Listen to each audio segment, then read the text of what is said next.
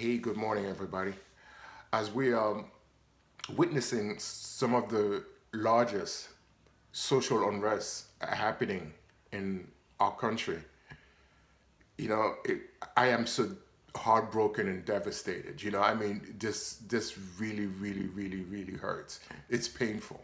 You know, I am being torn apart from the inside out. You know, why did we have to get to this point? Where are the elected officials, the politicians, the law enforcement community? Why did we have to come to this point? A lot of people are saying, well, as far as the protests are concerned with regards to police brutality, a lot of police officials are saying, well, don't paint us all with the same brush. You know, some of us are good. Then show us. Show us. Your collective silence is basically what got us to this point. Because within any community, the first point of contact as it relates to the justice system is the police. And if the police are not doing the right thing, then everything falls apart from there.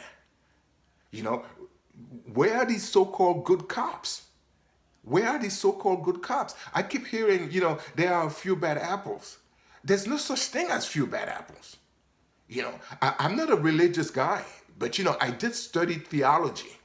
And I believe it's Matthew 7:17 to 20 that talks about, you know, a good tree cannot produce anything other than good fruit.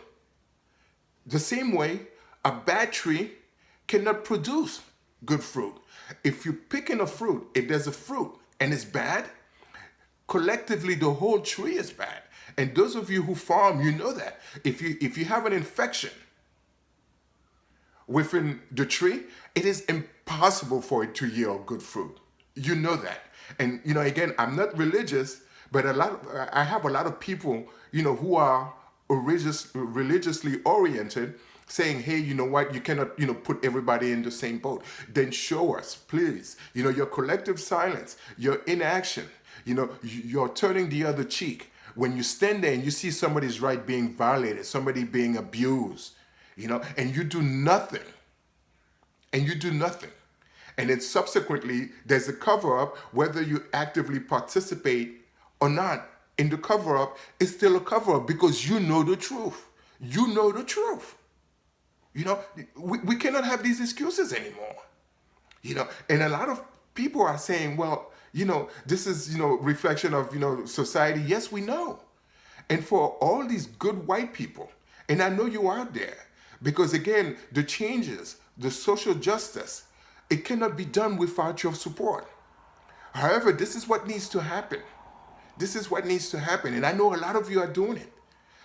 Racism is an institution that was set up for your benefit. Again, nobody owns slaves today, but you are still reaping the benefits of this systematic racism.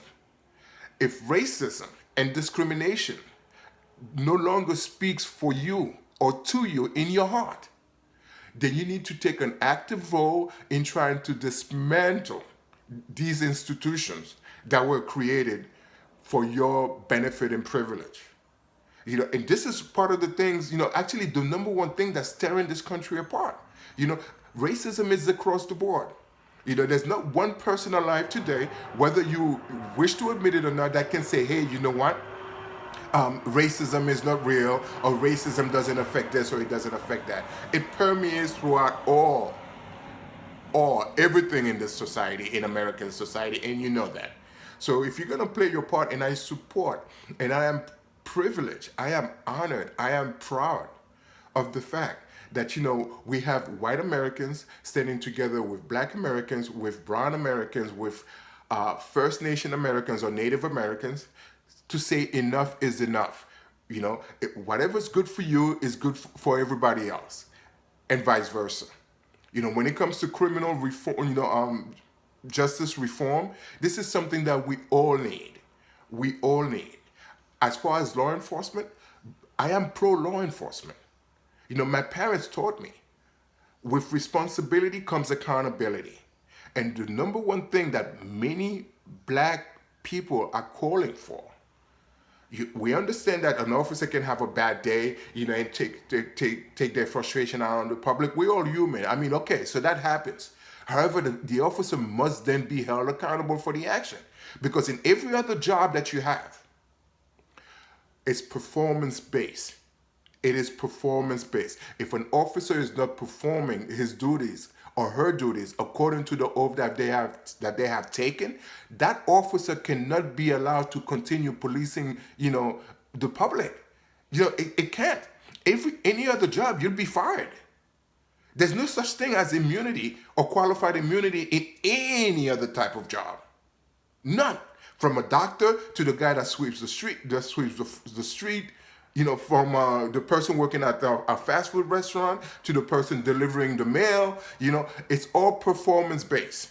There's no such thing as qualified immunity, and disqualified immunity for law enforcement to hide behind after they violated somebody's right is the number one thing that needs to go so that they can be held accountable for their action and performance. Thank you so much for your time.